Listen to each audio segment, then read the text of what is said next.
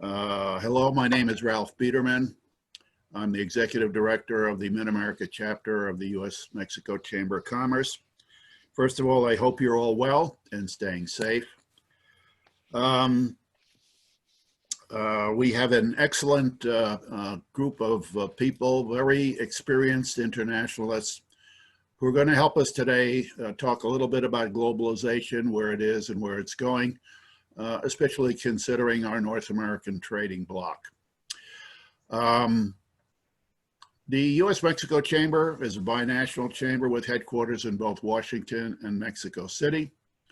The purpose is to build mutually beneficial trade and investment relationships between Mexico and the United States. The chamber was incorporated as a 501c6 in 1973. Today we have 20 chapters, 10 in the US and 10 in Mexico, with a total membership of over 550 companies and organizations. We have numerous groups and task forces, especially the North American Working Group, which is comprised of our members that'll be reviewing and analyzing trade issues and then providing recommendations to the appropriate agencies of the government in both countries. Since May of 2017, our chapter has held 13 breakfast series sessions with members and friends to talk about trade issues and their impact on their organizations. Since COVID, of course, we can't do that anymore, but we've been providing many updates on issues to all of our concerned individuals in the Chicagoland area. Please check our website, especially our resources page, where we continually put reports and analyses and things of immediate interest on trade matters. Let's look at globalization. I just did this on Google, a couple of definitions. I'm not going to go through all of them. You can read them at your own leisure because we'll be providing this PowerPoint to you after the meeting. The development of an increasingly integrated global economy marked especially by free trade, free flow of capital, and the tapping of cheaper foreign labor markets. The exchange of ideas, values, and artistic expression among cultures. The process in which people, ideas, and goods spread throughout the world, spurring more interaction and integration between the world's cultures, governments, and economies. The opening of local and nationalistic perspectives to a broader outlook of an interconnected and interdependent world with a free flow of capital, goods, and services across national frontiers. The integration of world politics, economies, and cultures from one country or countries upon another country or countries. And I have another 2 pages of definitions. The keys are some of the common words that are used in all these definitions. Interaction, integration, process, exchange, development, opening, interconnection, interdependence, and free movement. And certainly our 4 speakers are going to be talking more about some of those words and how they apply in their particular countries. So when did it start? Well, some say when the world was still flat, or when the age of discovery started, or the age of industrialization. Another looker said there were 3 different phases, one covering countries, one companies, and now the current one, more individuals. And of course, the growth of regional trade agreements around the world has certainly helped globalization. What are some of the pros? I mean, you can argue this one way or the other, or believe in it or not. It brings advanced economies of the world together. It stabilizes the politics of the world, gives more power to the people, improves the flow of cash around the world, reduces the issues of currency manipulation, creates more consistency with communication networks, encourages the advanced economies of the world to develop even faster, allows for far more free trade opportunities, and creates more employment opportunities for the average person. Of course, there are cons as well. Reduces the need for labor exploitation, creates more offshoring, can impact the environment in negative ways, might change the definition of humanity, does not create more access to skill, would centralize distribution, would not change problems with overconsumption, would create new political systems to navigate, and would reduce the availability of welfare programs and social safety nets. On balance, it can put us on a path towards economic freedom, but the structure can also encourage the rich to get wealthier at the expense of the poor. So with that, and before I turn it over to our speakers, you have their bios when you registered, so you can see who they are. This is being videoed, so if you want to look at it later, we'll get you the link, or you can send it to your colleagues. And we encourage everybody to keep their speakers off during the presentations. So first, I'd like to turn it over to Ambassador Rufus Yerxa, who is the president of the National Foreign Trade Council, and who is going to be talking first about globalization as we see it here in the United States. Rufus, it's all yours now. Thank you very much, Ralph. And can you all hear me all right? Yep. So I want to thank you for setting up this event, and also for those introductory slides, because it does seem to me that, you know, we probably are having about as vigorous a debate about the future of globalization as we've had in my lifetime anyway. And, you know, certainly there have been such huge cross currents in international relations and in the domestic politics of certainly all of our countries about the impact of globalization, the benefits and the costs, the difficulties it presents to national governments and to domestic populations, and yet at the same time the tremendous advantages. And I'm glad you went back through the history, because I'm one that subscribes to the theory that this is all part of a great long continuum of civilization.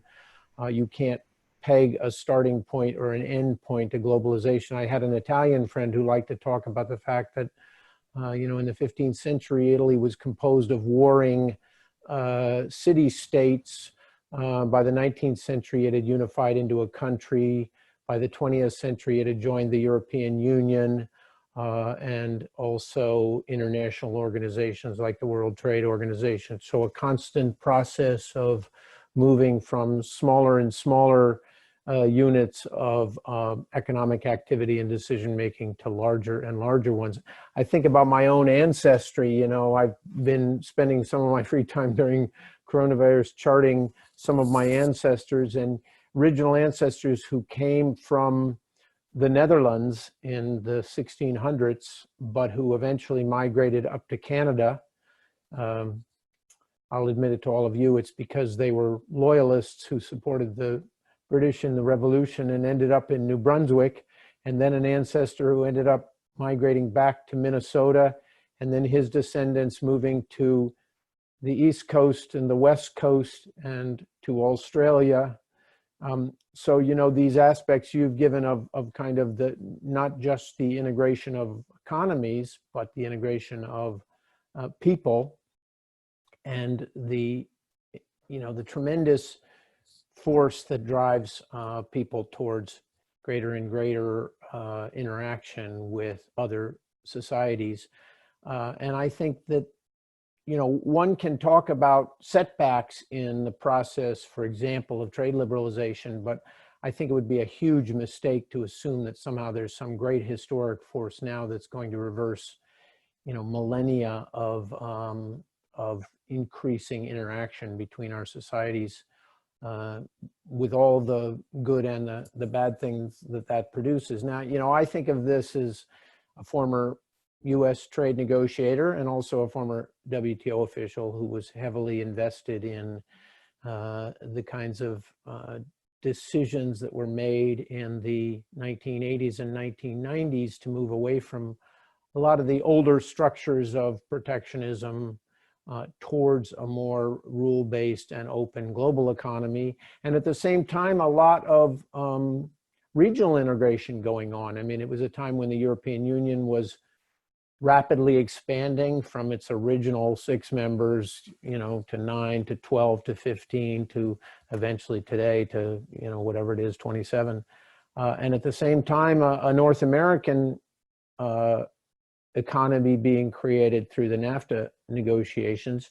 and I know Valeria can comment on this, but you know, the thought, if you'd gone 10 years earlier in Mexican politics and before 10 years before NAFTA, you know, the thought of actually entering into a free trade agreement with the United States was pretty far from anybody's minds in the political equation in Mexico. And Mexico started this period of opening, joining the GATT in the mid-'80s and eventually negotiating NAFTA.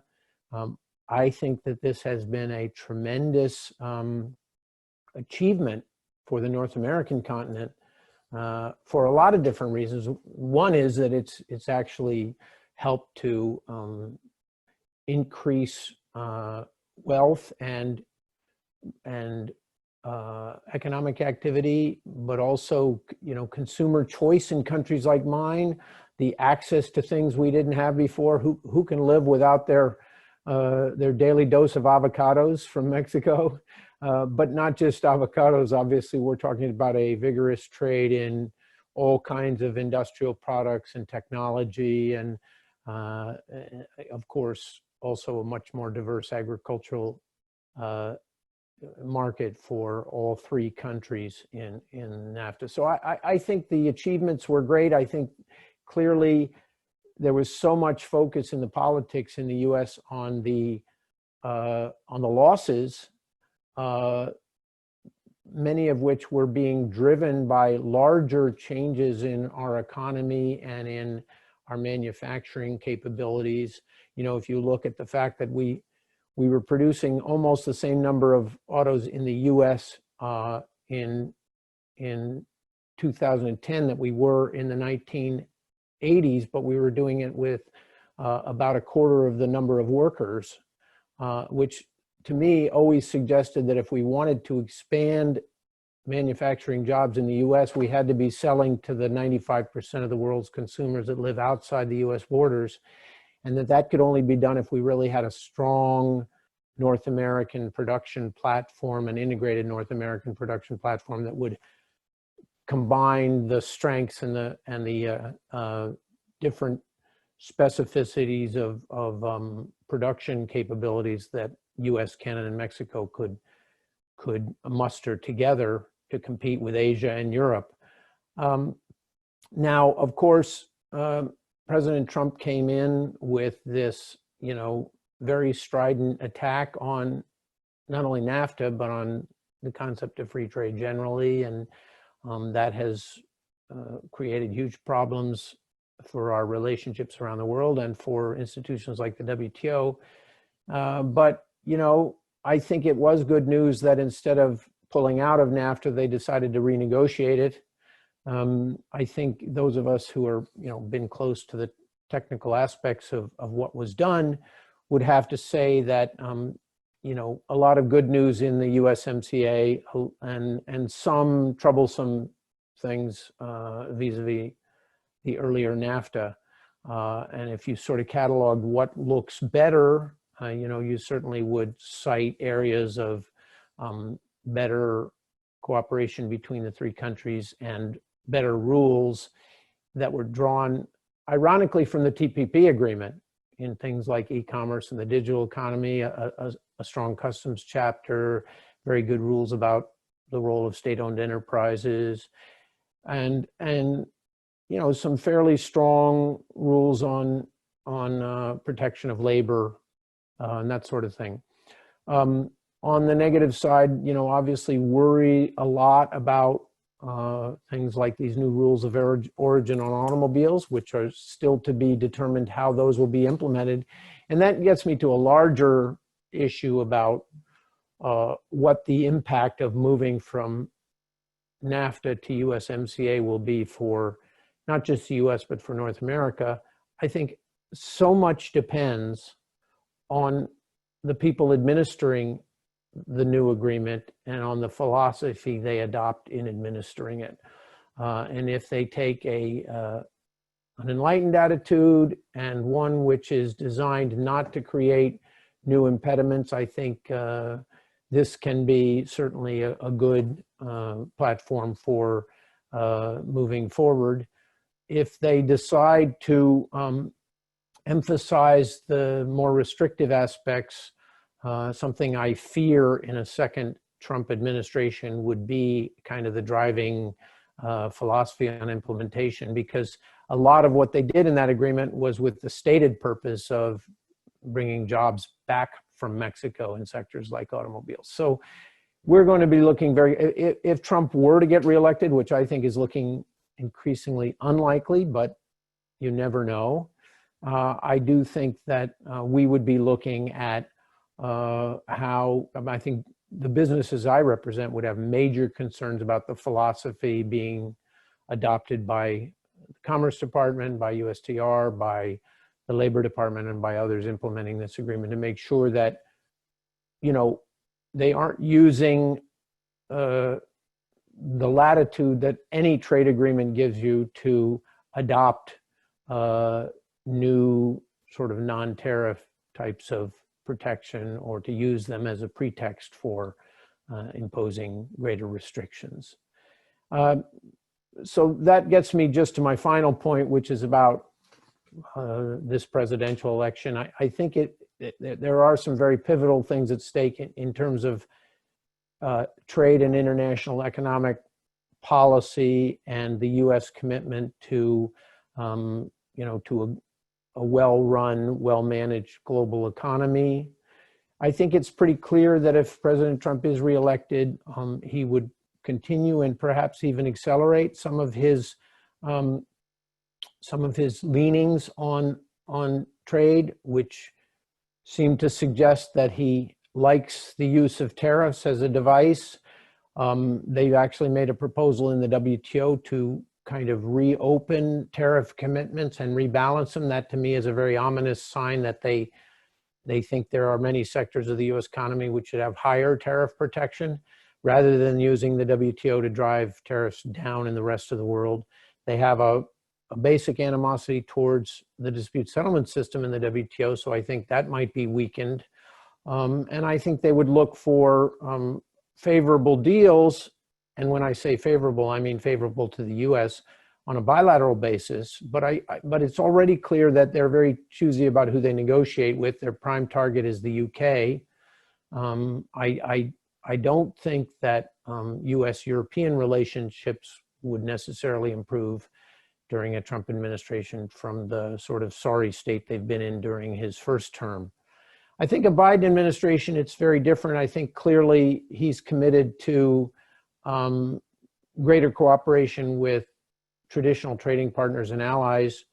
I think where they both have probably some similar instincts would be that you know, China is a very serious challenge for the US, and that we can't go back to the original to the status quo ante with China before the Trump administration. But I think Biden has been highly critical of Trump's heavy use of tariffs and lack of real strategic direction on dealing with China on a whole host of issues: national security issues, market access issues, state-owned economy, that sort of thing.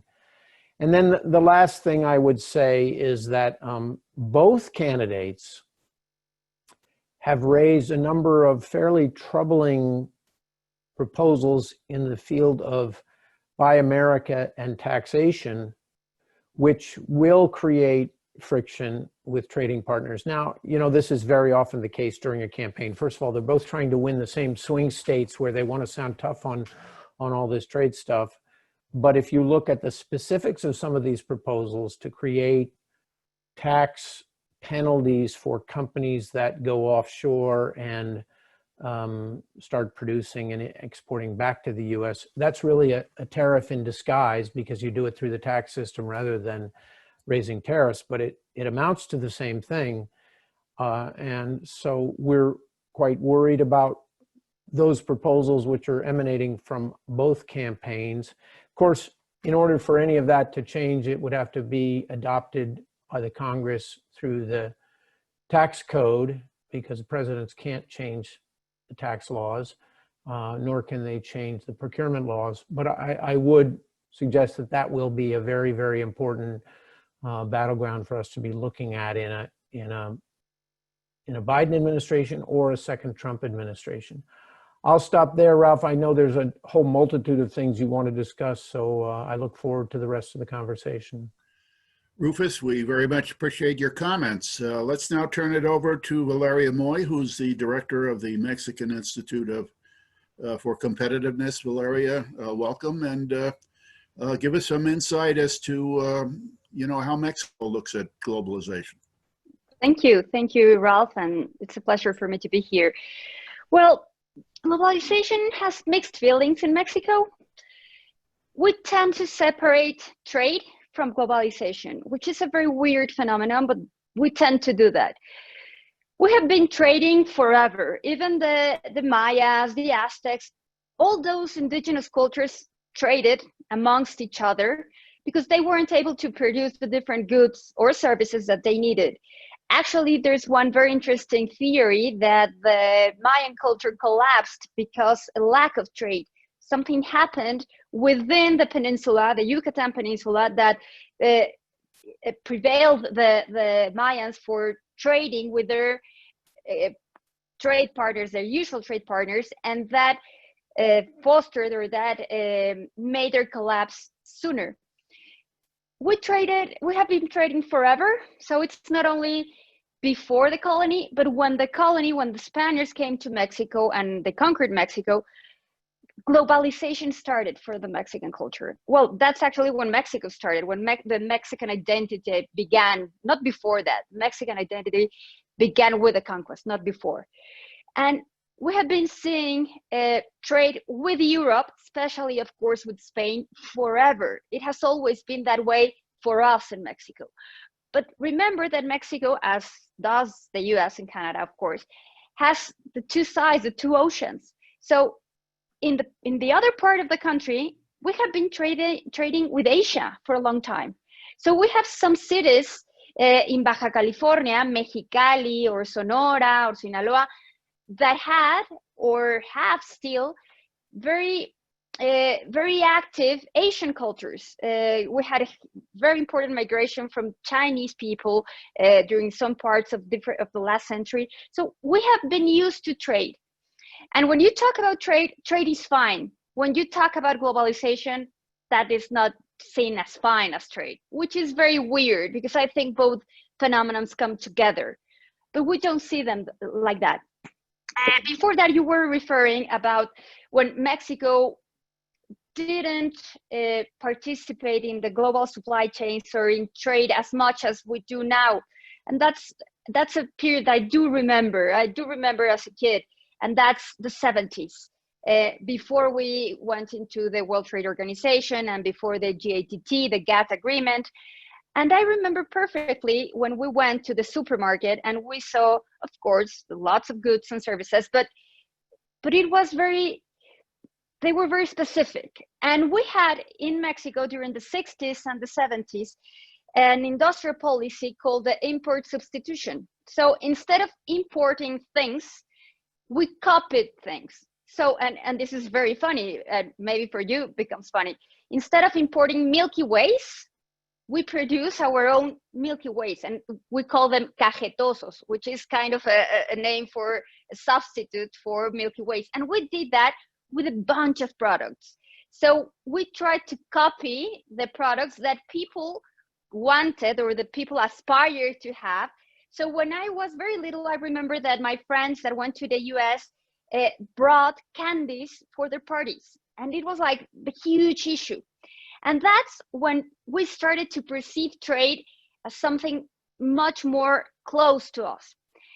And eventually things moved and we joined the GATT agreement. And we started seeing in Mexico small supermarkets. For you, it might be funny, but for us, it was like the common thing.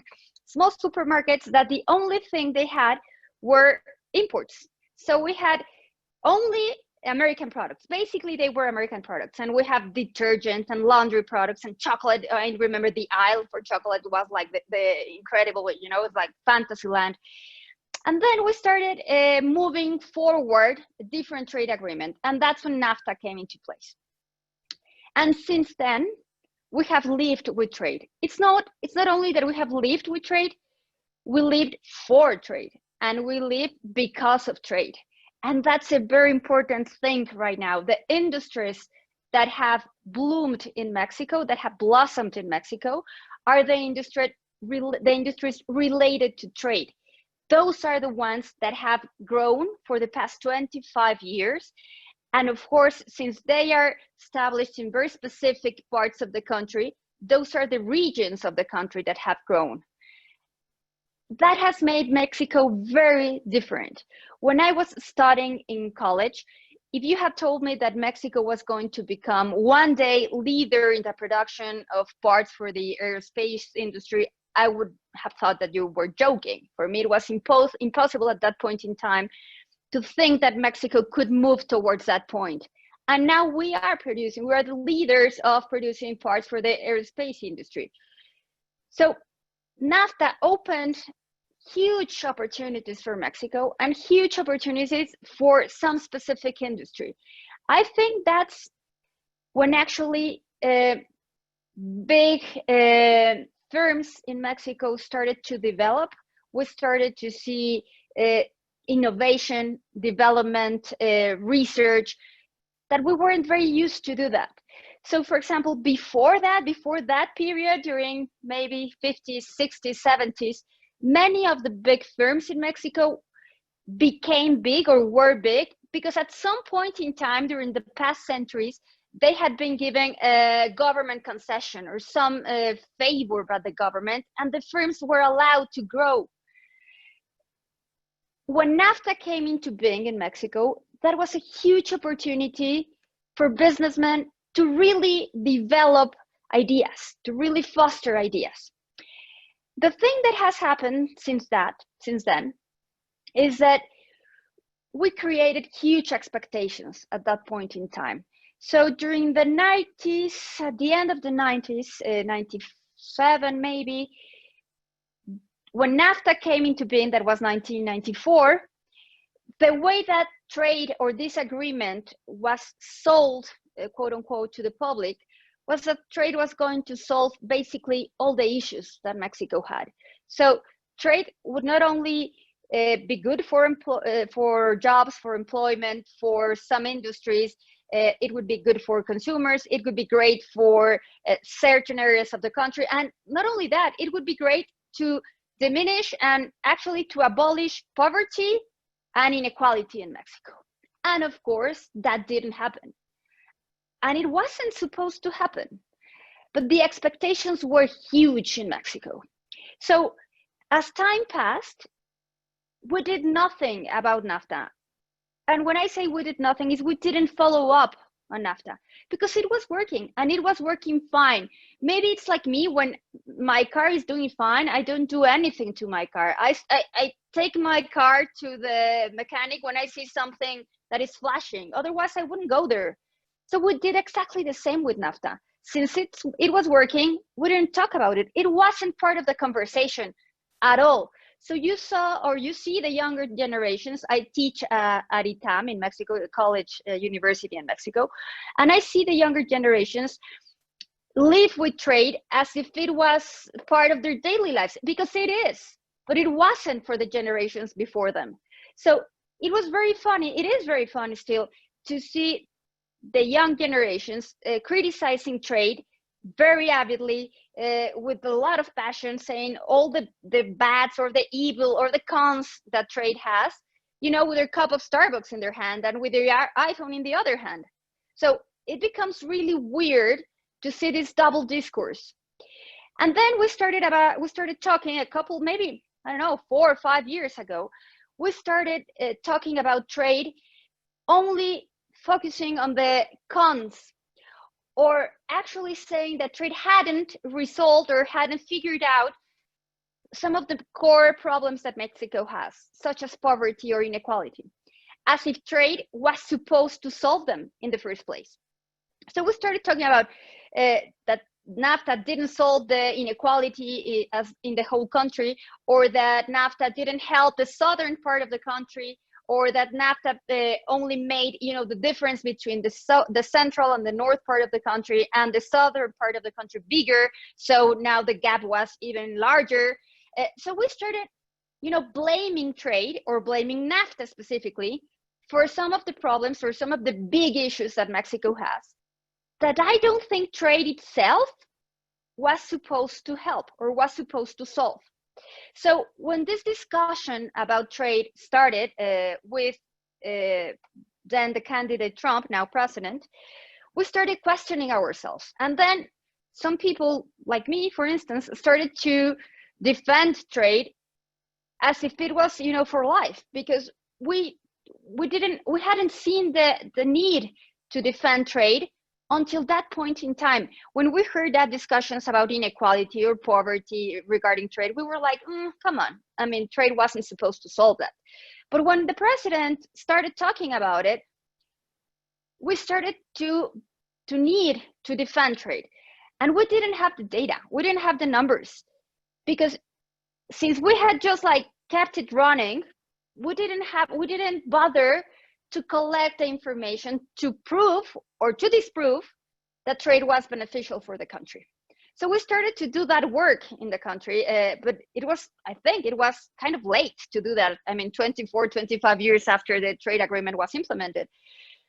And what I think is happening right now in Mexico, I think we bought the story that USMCA is better for Mexico. I don't think it's necessarily better for Mexico, but in some regards, I think it is.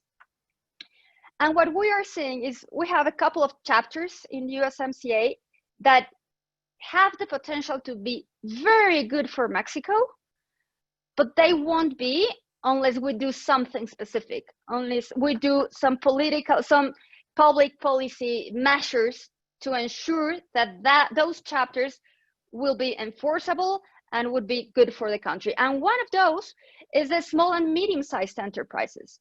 In Mexico, 95% of the firms, and for you, this may blow your mind, 95% of the firms are not small or medium, are micro firms. They have between 0 or 10 employees, 0. So it's like the owner is the only employee, which is very weird. So 95% of firms are micro firms, or we can call them small firms. So there's a chapter of course, those firms have been excluded from trade forever because they don't have the scale to participate, or they don't have the scale to understand what you need to do to participate in trade or to participate in the supply chains that at some point can be complicated. So there's a chapter in the USMCA trade agreement that contemplates the use or the fostering of small and medium-sized firms in the trade supply, in the trade process between the three countries.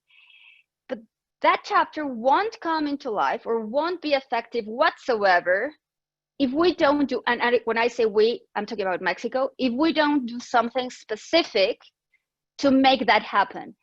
And that part, that work, that job should be done by the Ministry of Economics. That's their specific mandate. However, not only the pandemic hit, of course, it hit everybody. The Minister of Economics right now, Mrs. Graciela Marquez, is not doing anything on that regard. I mean, she's working with the president towards giving the social programs that were implemented for the pandemic, but she's not doing, or the ministry itself, it's not doing their intrinsic job of fostering these trade opportunities and open more opportunities that could benefit not only these small and medium-sized firms, but also the part of the country that has been traditionally left out of trade, that is the southern part of the country. We tend to think that the southern part of the country is really far from the United States and Canada, because we tend to see the world, or the country at least, from the land perspective. But if we see the sea perspective, the ocean perspective, is really close to the United States, the southern part of the country. And we could make use of many options to foster that trade. That's where the Ministry of Economics should be working right now, and I'm afraid it's not at this point in time. So I will leave it here so we can keep on talking. Valeria, thank you very much for your insight. Very, very interesting to listen to what you're saying, and I think it would be very important to a lot of people.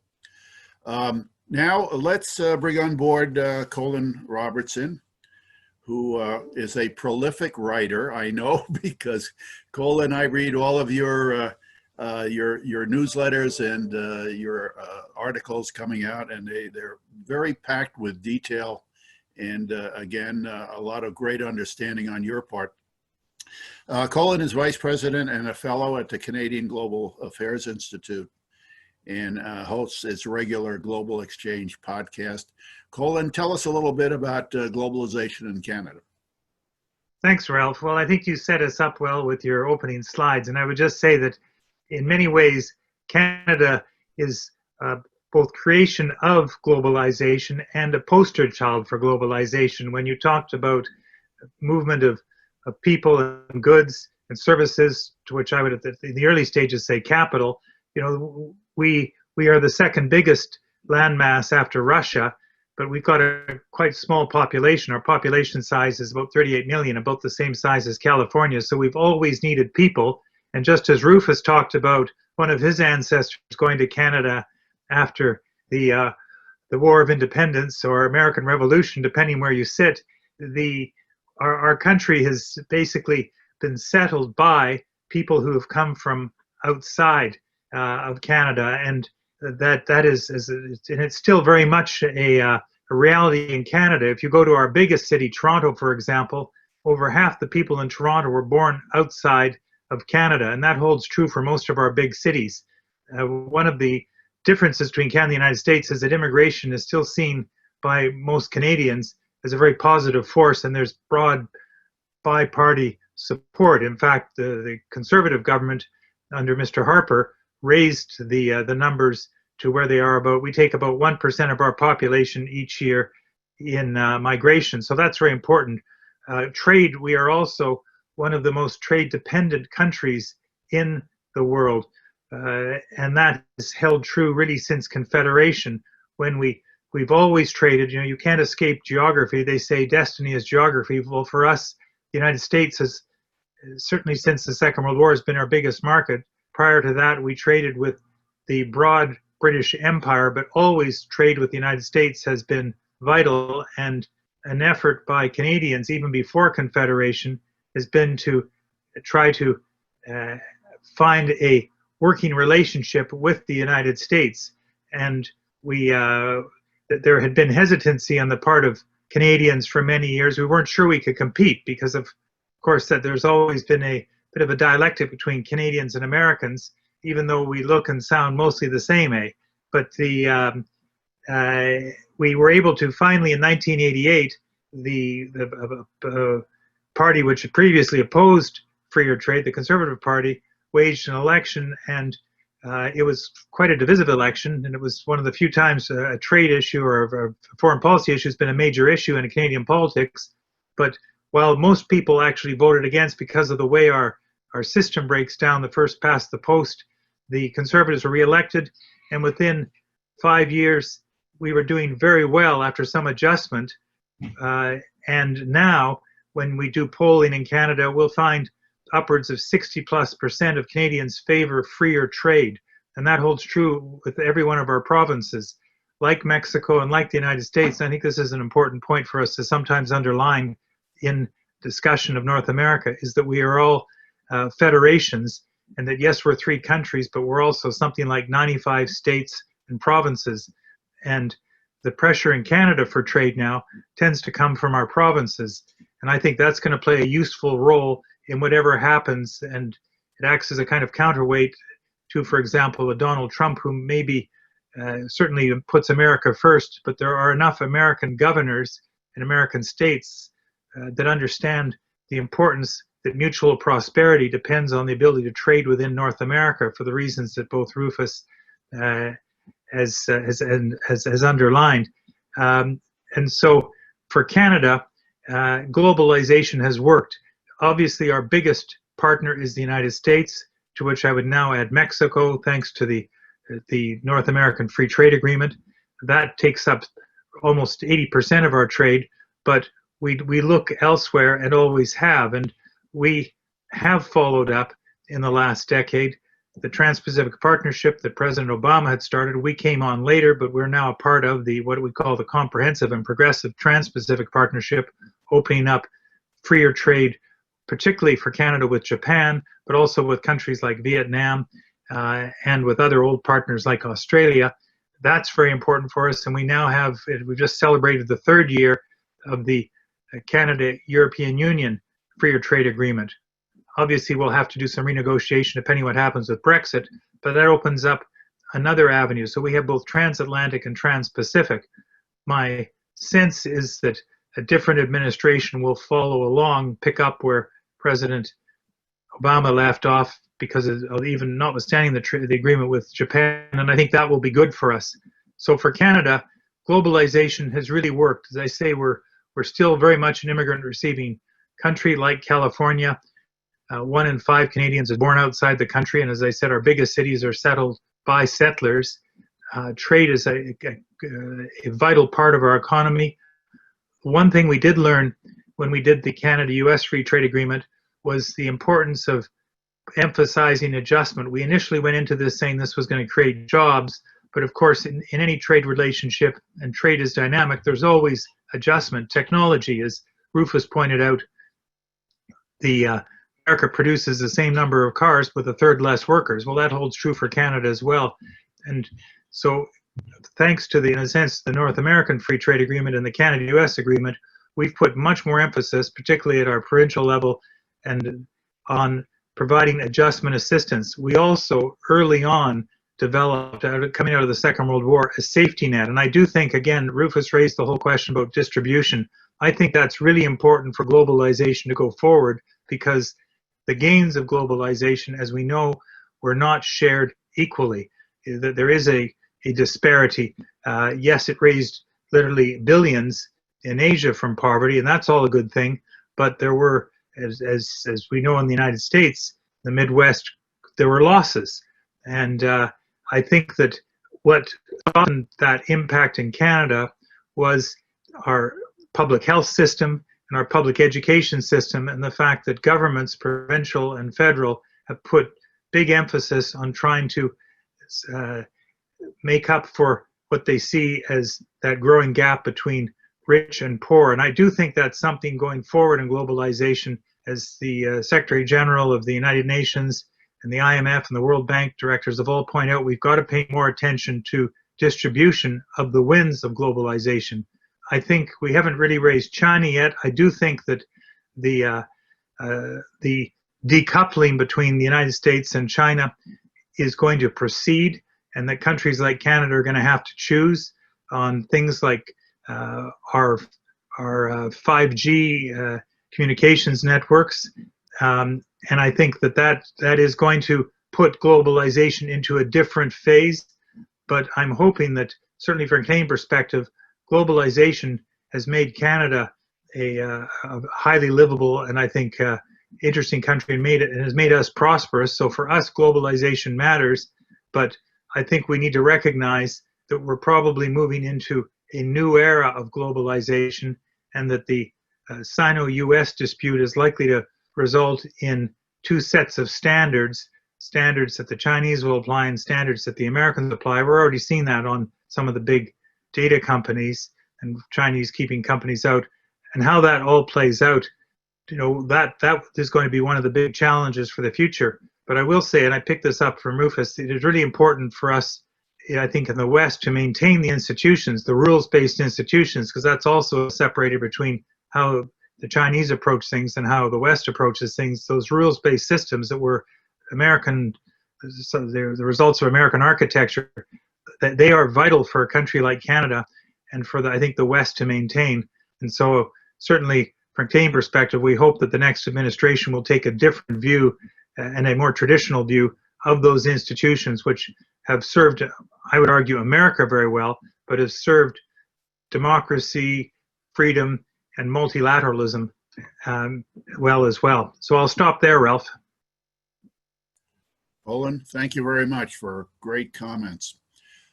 We'd like, as our last speaker, to turn it over to Eric Miller. Eric is president of Rideau Potomac Strategy Group in Washington, D.C.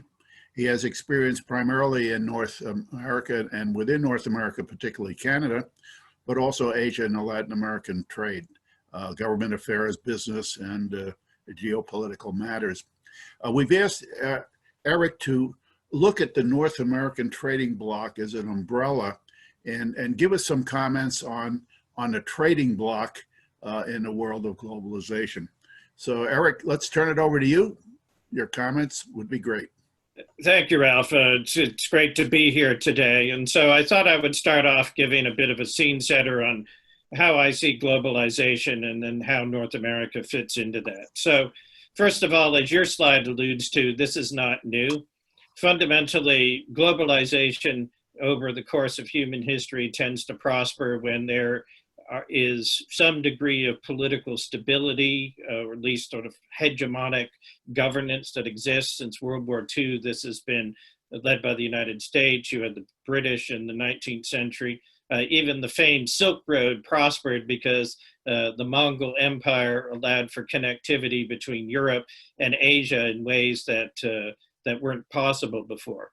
But of course, in all of these situations, there are always tensions about politics, about inequality. I was reading a book recently which referred to a protest in Mexico City in 1635 in which local producers were railing against unfair Chinese competition. So we've been doing this thing for a while, and the kiddos in Seattle and all these other places thought they were being innovative, but really they should have looked to their forebears in 1635 Mexico. And of course, here we are in the age of the coronavirus, and one looks at the transmission networks of even the Black Death, which is famed for devastating Europe, but also devastated much of the Middle East and was transmitted through trade networks from the Himalayas into the heart of Europe through trade networks. And so there have been periods where things have risen and fallen, but fundamentally human beings have as a natural proclivity to trade. And after the devastation of World War II, you had the US come in and lead the creation of a new world order that was underpinned by institutions that tried to put in place the mechanisms. First, they tried for the International Trade Organization, didn't work, so you got the General Agreement on Tariffs and Trade to provide some stability and end the beggar thy neighbor policies. But of course, technology and politics never stay static. And so, while the United States was in a period of great hegemonic leadership in the 1960s, you see the perfection of the shipping container, which would allow for supply chains which would span across the Pacific to come to fruition. And I think back to reading Ted Alden's book on Failure to Adjust, where he talks about the memo written by Pete Peterson, who was a former advisor to President Nixon and Secretary of Commerce, in which he said, look, the old model of the US and the Marshall Plan of generosity, of rebuilding others, is over. The US now has to compete. And one of the things he recommended was a comprehensive adjustment assistance mechanism for those that were on the downsides of this. And that's something that didn't really come to fruition. Trade adjustment assistance, as was passed in the United States, really didn't deliver much because proving that you lost your job due to trade was very difficult.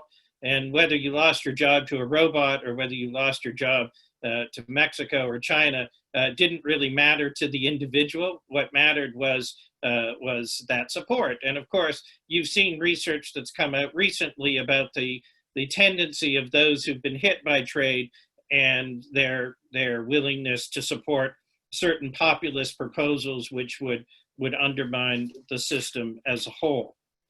Now, we've also seen the rise of China, which has been the really transformative great disruptor in this whole thing. So part of why the West misread China, and there's been a lot of commentary on this, is there was a sense that, of course, trade would change China and they would become more like us.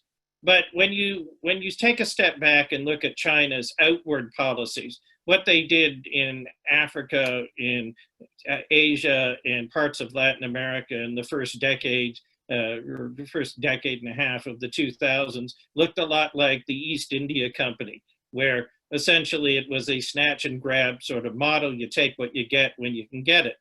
And then you get the coming along of things like Belt and Road, because they realized, oh, there's only so much that we can easily grab and take away. We need systems and models and transportation networks. So Belt and Road is about facilitating the movement of Chinese exports into markets around the world, namely in the Eurasian landmass, but also there's been discussions of how that plays in the hemisphere. Now, at the same time, you saw China becoming the great center of manufacturing globally. So for those textile jobs, which in the 60s went from New England to the South, and in the 90s went from the South to Mexico, and then in the 2000s went from Mexico to China, you saw this great concentration of production in China, where they are now almost 30% of global manufacturing output.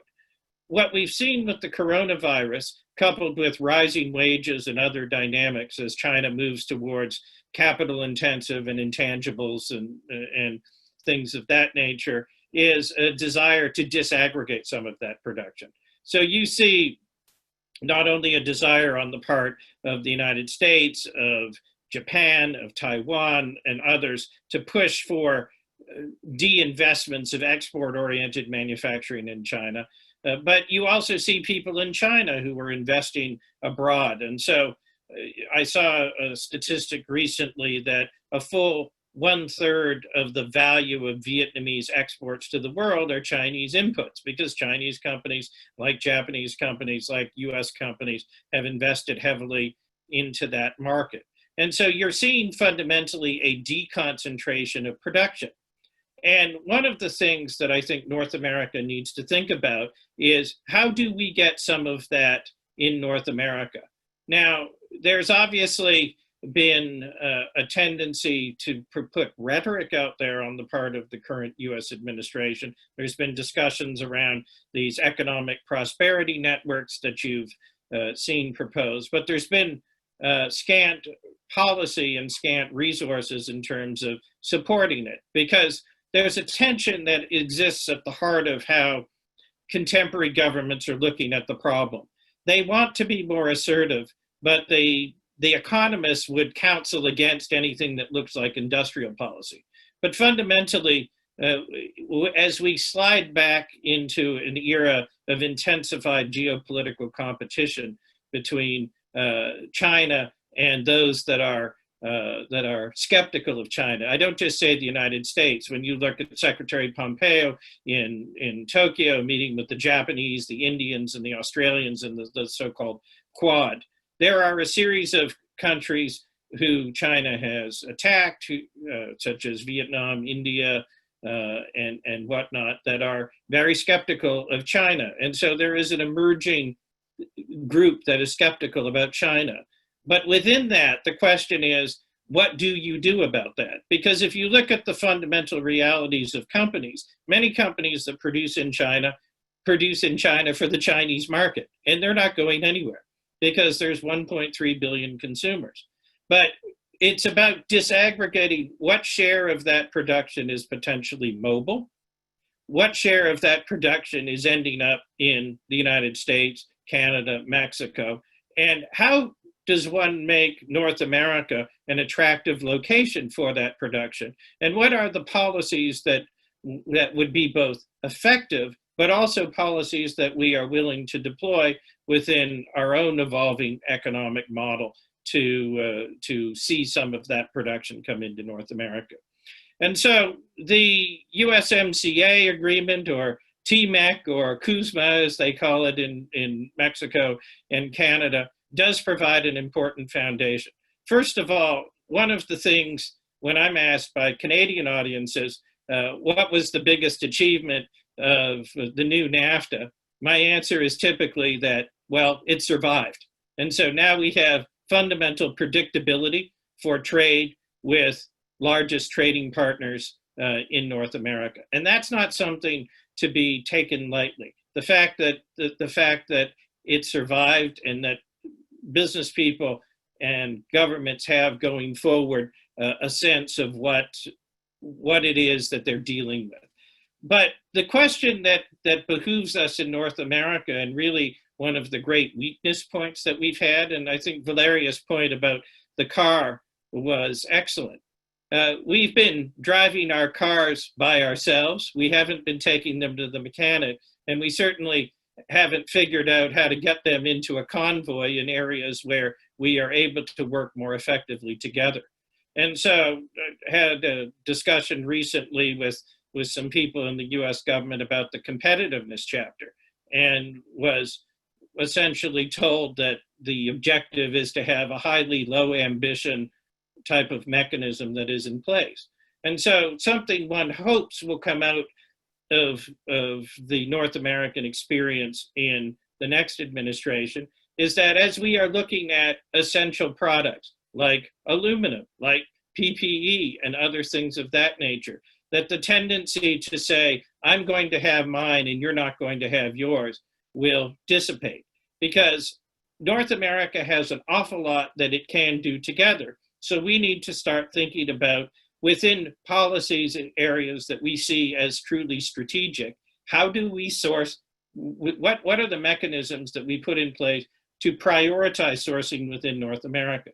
The US 232 actions on Canadian aluminum were colossally stupid.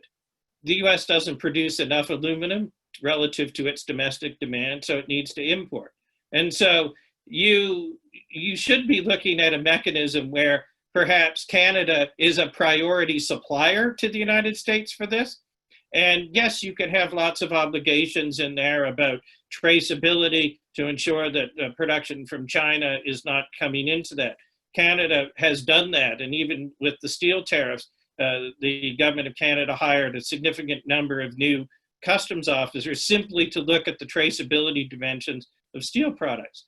But what we need to do is to think about, how do we genuinely prioritize sourcing within North America?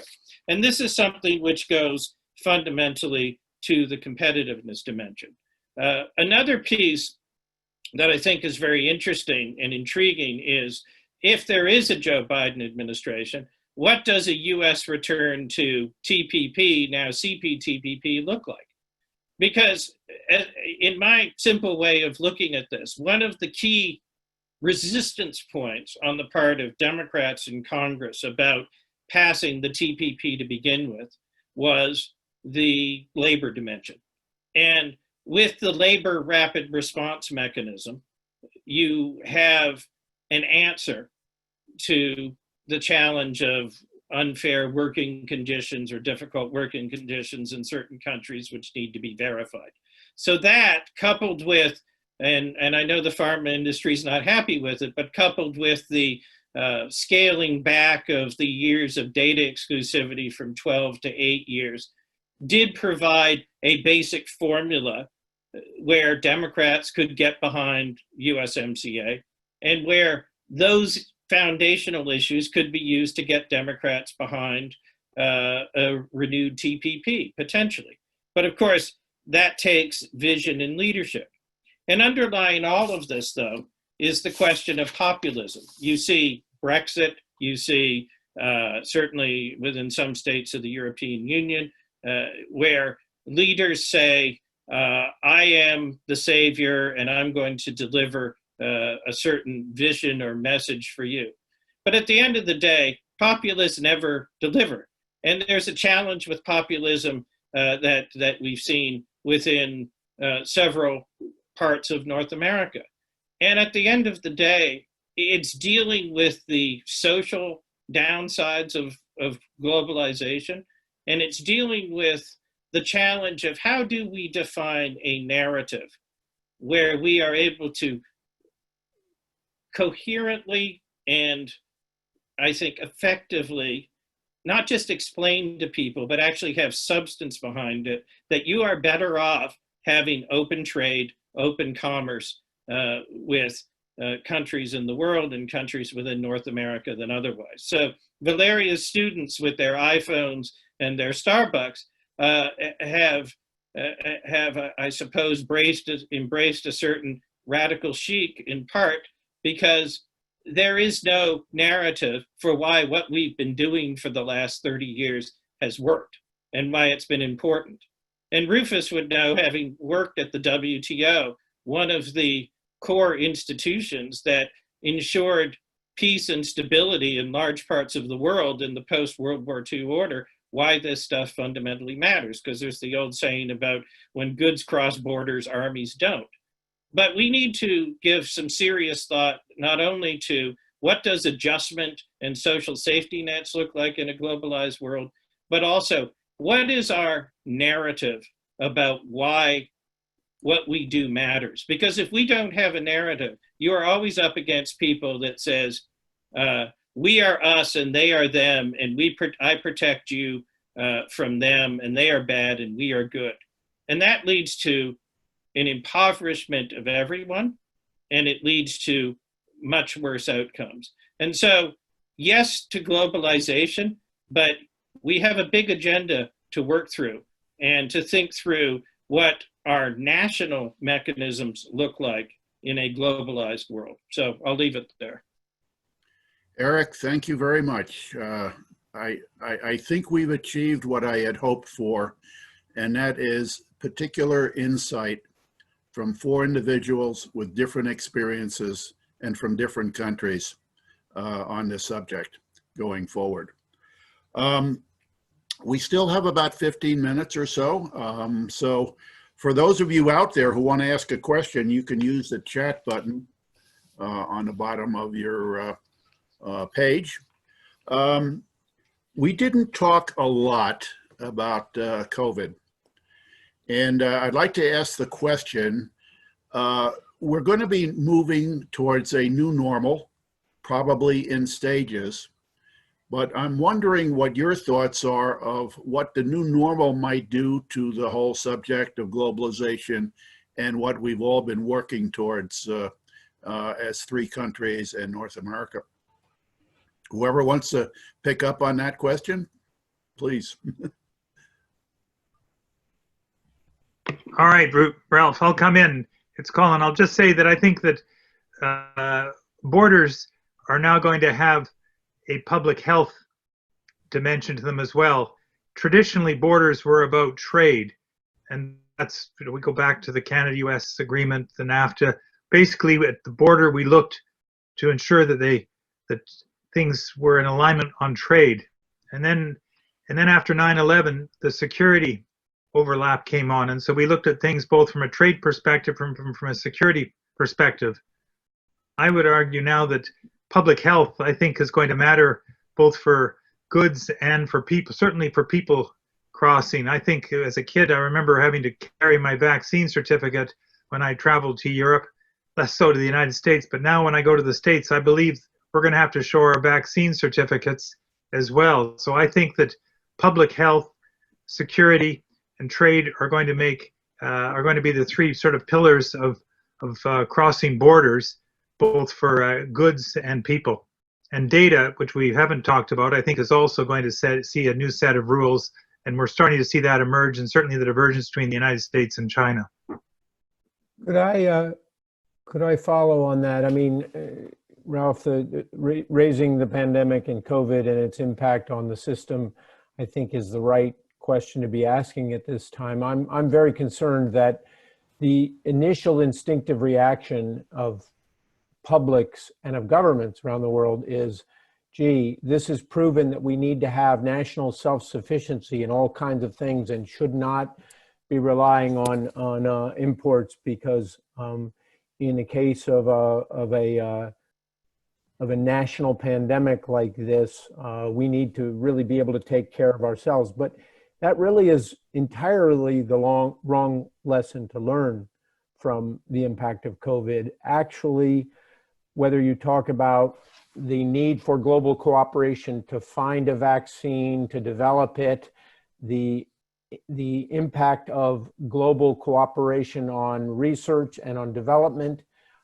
on how you distribute these things worldwide, and the fact that, you know, what countries have to learn from this is that you're never going to be safe nationally unless the disease is eradicated globally.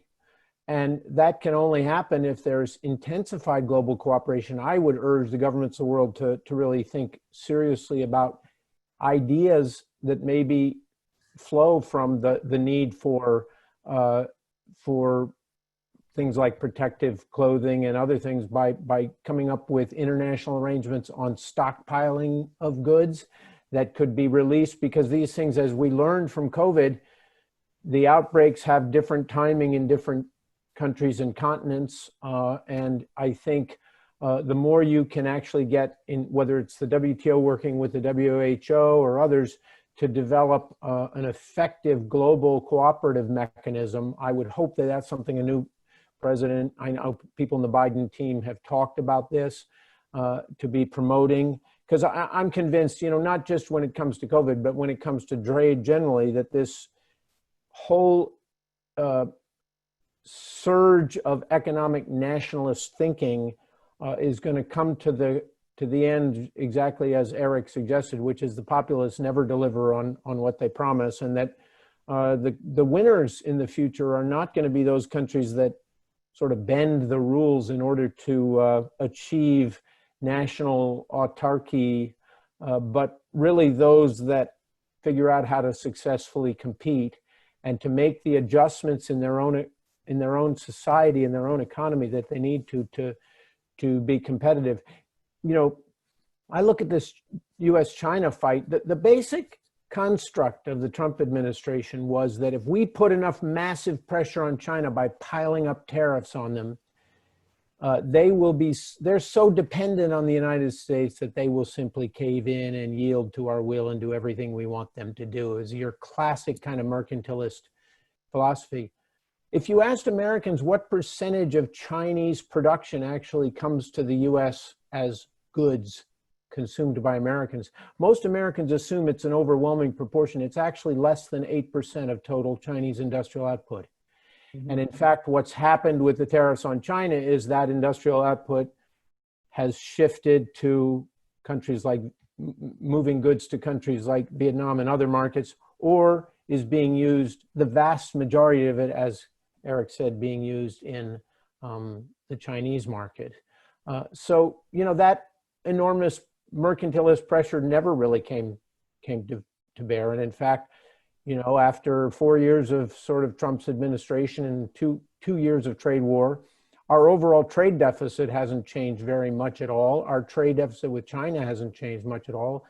The relative growth of the two economies hasn't changed much at all. And we haven't achieved many structural changes in China that maybe the increased pressure of global norms and global rules would have done a better job of causing those changes. So then there was just one other point I wanted to make before turning it back, and that is, very fascinating to listen to the discussion about, Valeria's discussion about the Mexican public and their reaction to globalization. One of the things that came to mind during that is how important it is to distinguish between things like global brands and trade, because the reaction that sets in publics around the world when they see this huge, massive influx of American products, Starbucks, and you mentioned Milky Ways and Coca-Cola and all these other things, is, now everything we're consuming is coming from America.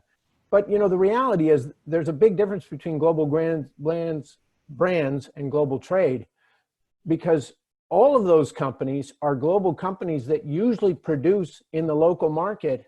They do have some imported ingredients, by the way, not necessarily from the US. Coca-Cola manufactures or bottles and processes a huge amount of production in Mexico for consumption in Mexico. Indeed.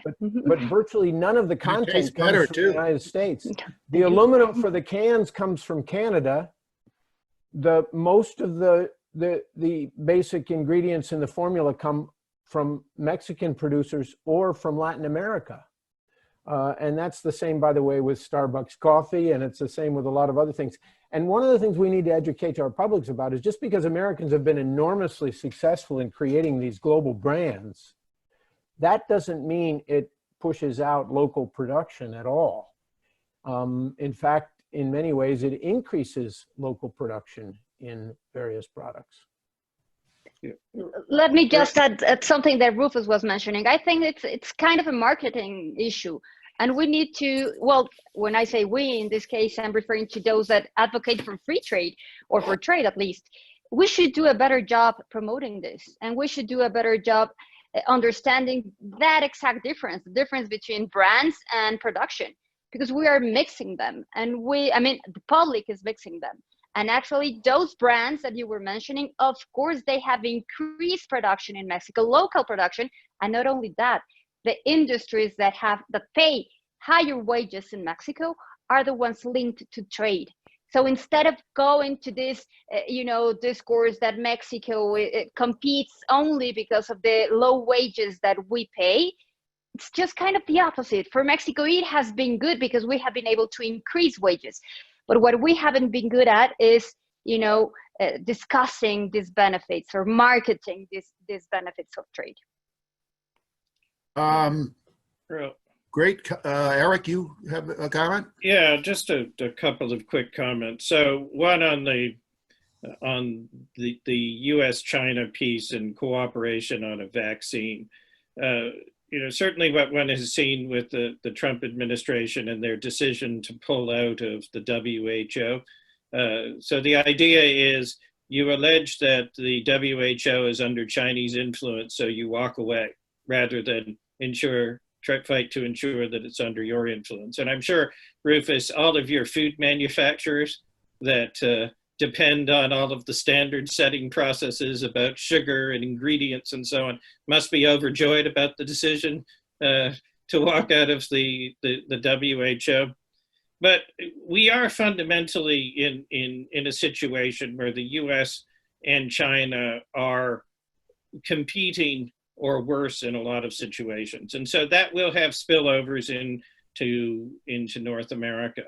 And part of that is because China, as a rising power, is seeking to throw its weight around, whether it's its assertions of influence in the South China Sea, its moves on the borders of India, and certainly the discussions about 5G and the technology space. There was a CSIS report that was recently released, which talked about Huawei selling surveillance equipment to the Serbian police and sending Chinese police officers to Belgrade to jointly patrol with Serbian police on all of this.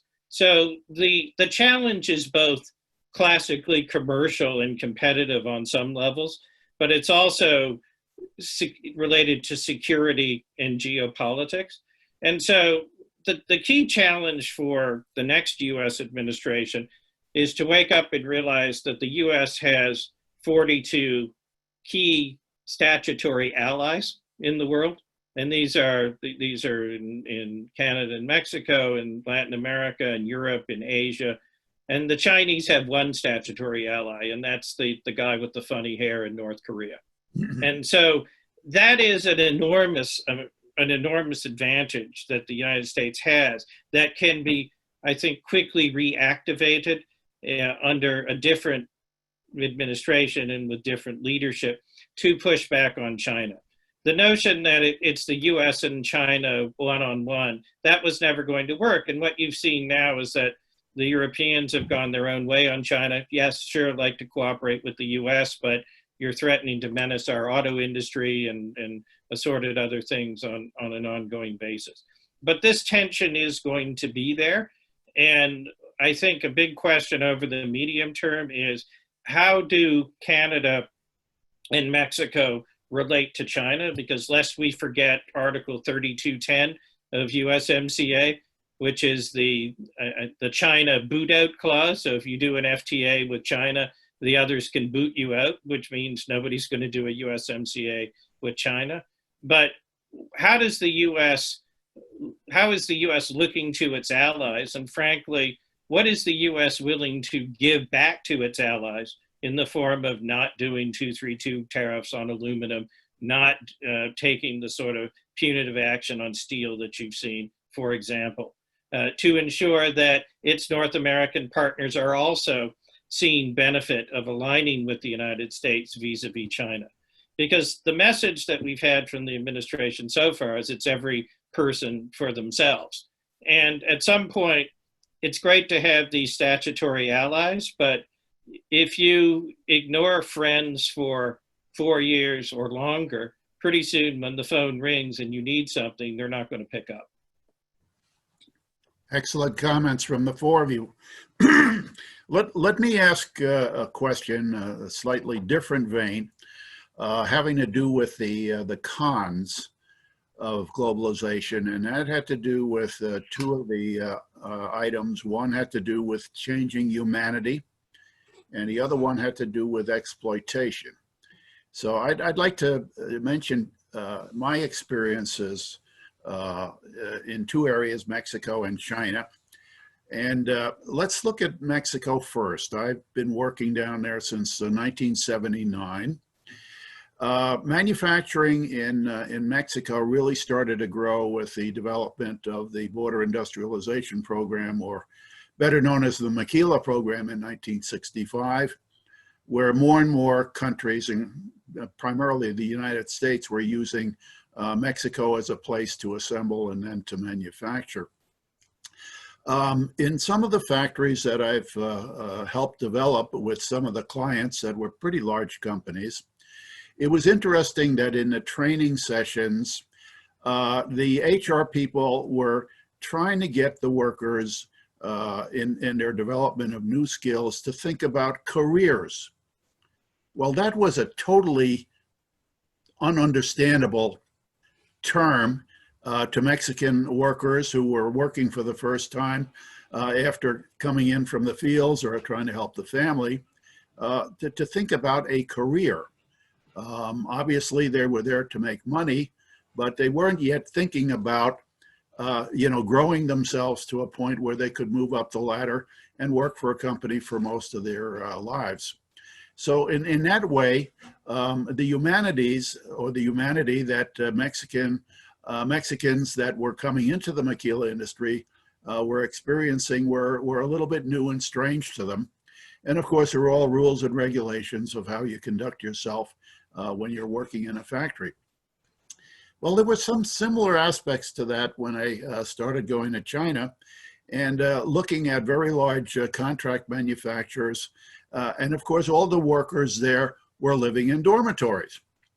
And they got to those dormitories by having their families out in the hinterlands put enough money together to get them to the coast to get a job. And of course, the workers were there to make money to repay those families. But their lives had changed completely from living in small towns to now having to live in a dormitory with many other people for periods of up to a year before they were able to go back home for Chinese New Year's. So I looked at these as interesting aspects of what globalization has done, particularly to lesser developed countries, in getting the populations involved in the work atmosphere and what work meant. So I was just wondering if you have any comments on that, particularly you, Valeria.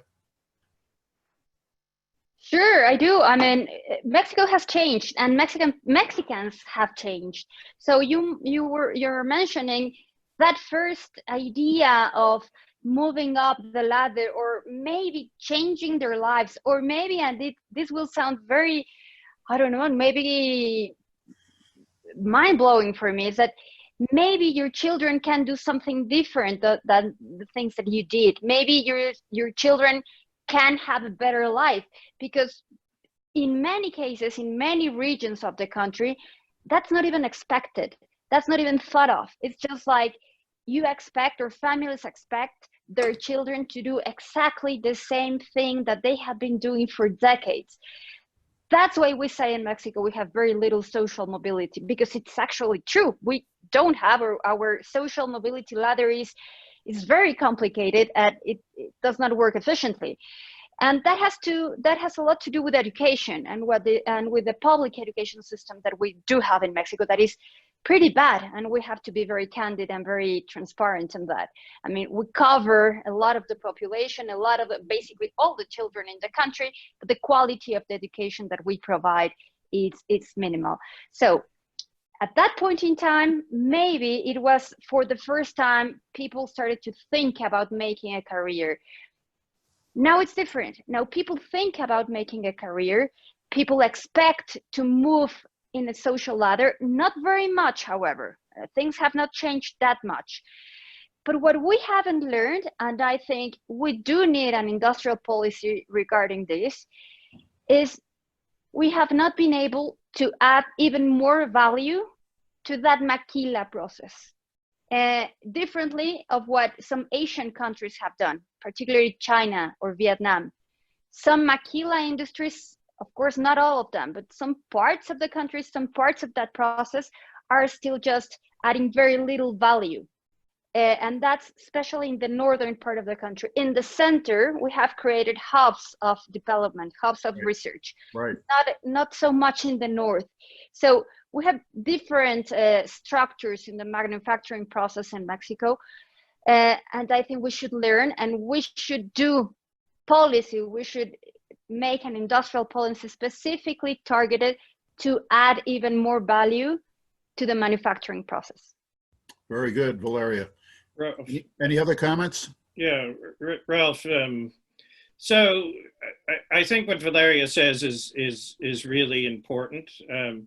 Having worked at the Inter-American Development Bank for 8 years and on trade stuff, I've come to think a lot about why is it that Latin America hasn't developed like Asia's developed, and a lot of it has to do with the growth in companies and multinationals. And so you've seen the Japanese flying geese paradigm, where production gets too expensive at home, then they shift it first to Korea and Taiwan, now in Vietnam, and they're starting to go to Myanmar. There is no process of growing companies in Latin America with the express view of trying to internationalize them, offload expensive production, and things of that nature. It is still very much caught up in a model in too many parts of the economy of producing for export, but not deepening connections, not growing among themselves. Now, there's certainly exceptions to that. One of the notable Mexican investments in Canada a couple of years ago was Bimbo's acquisition of Canada Bread. You've seen Cemex and others that have grown internationally. Yep. But it's the question of policies that prioritize growing company size and exporting.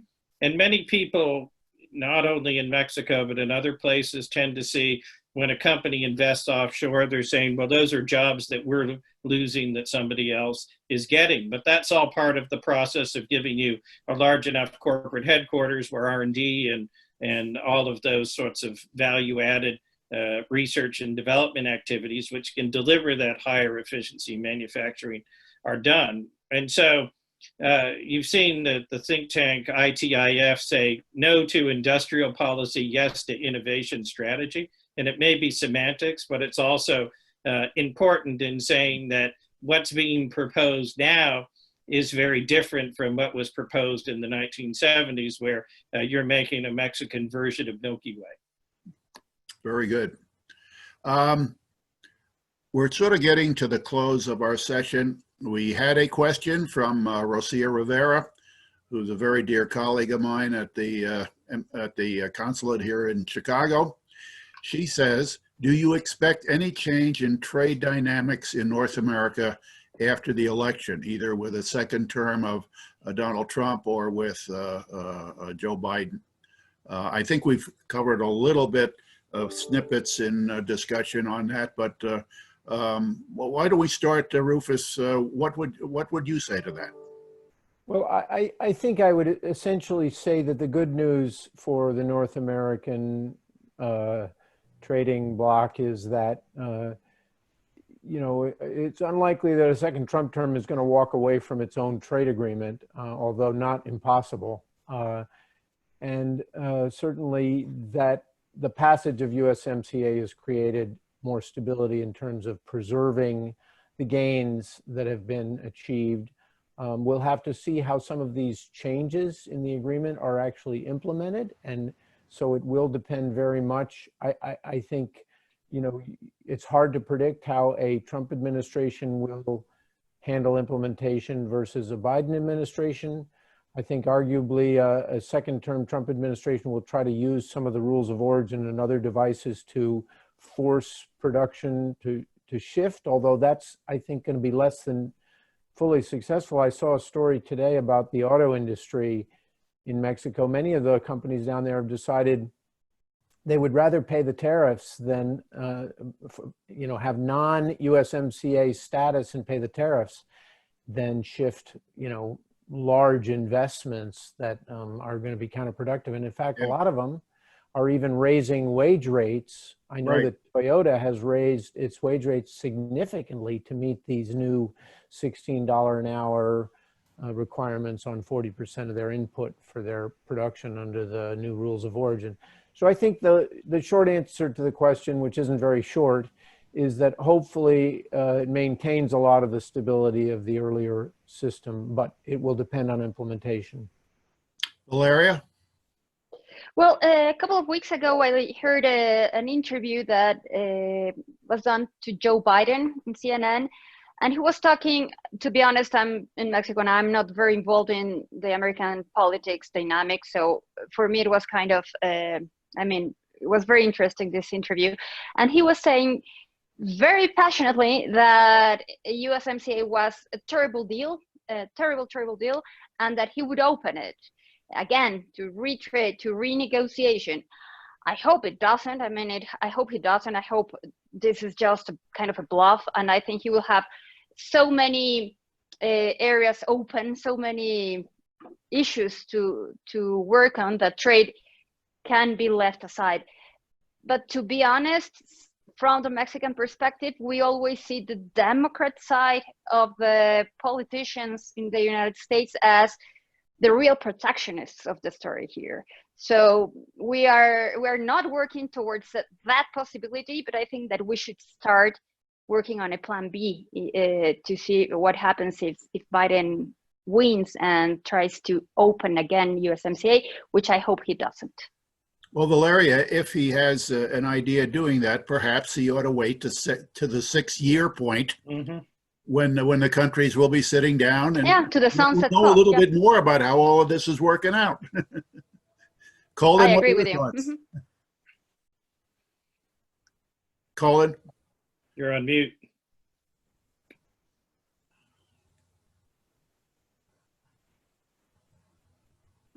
You're muted, Colin. You're muted. Colin, you're muted. There we go. Thank you. Better? Yep. I always tell Americans that if you brought Canada in, you would permanently swing the Electoral College likely to have a Democratic president, because polling consistently shows that our 13 provinces and territories would, with perhaps the exception of Alberta, all vote for the Democrats.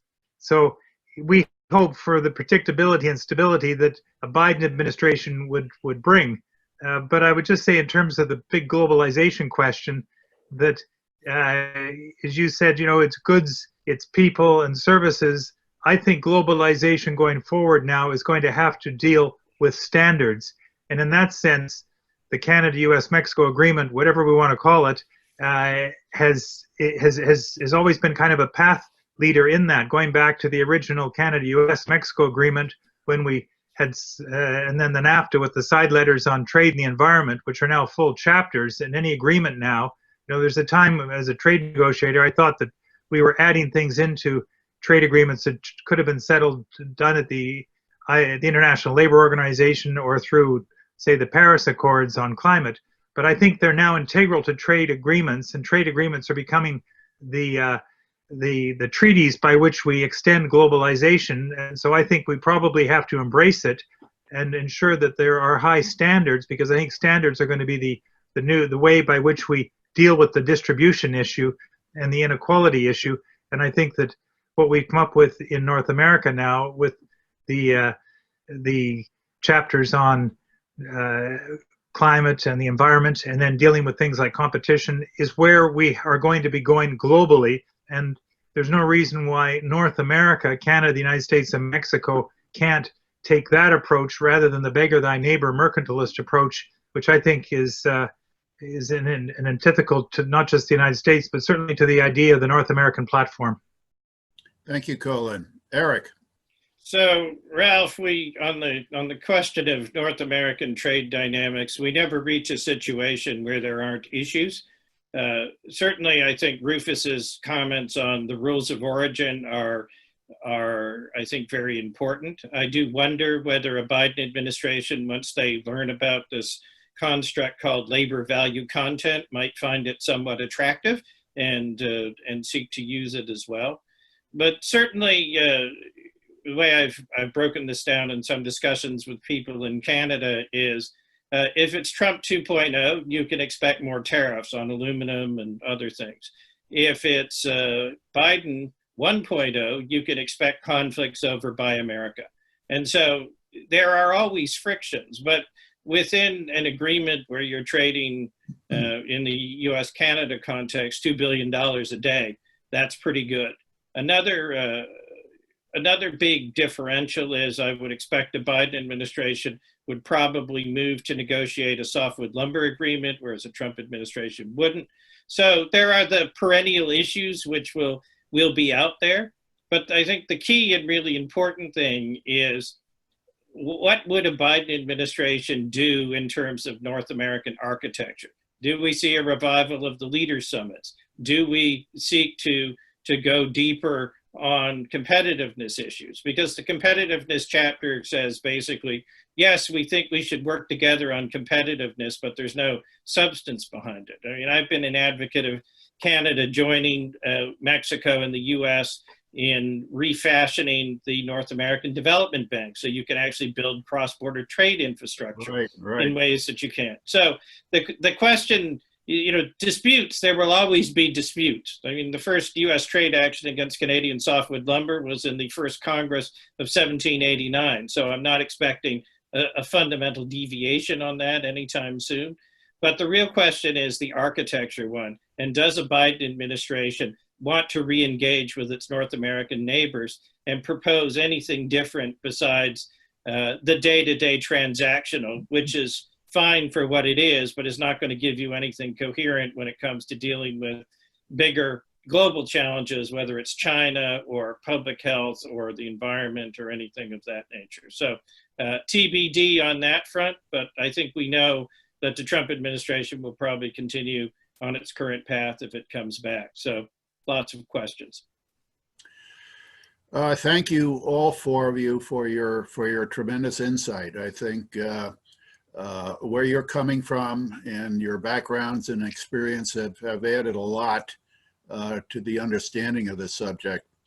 And I think, especially with COVID, we have a lot of things to look forward to, hopefully better. But hey, I think we had so much fun doing this today. We ought to plan to do it every couple of months and see how we're doing on our forecasts. So again, to everybody paying attention and watching, and thank you very much. We hope you all stay well and stay safe. This is being videoed. We will send you the link to that and also to the PowerPoint presentation. And again, thank you all and everybody else who attended. We hope to see you again soon. Have a nice day. Thank you. Thank you so much. Thank you, Ralph. Have a nice day. Bye-bye. Bye, everyone. Bye. Bye-bye.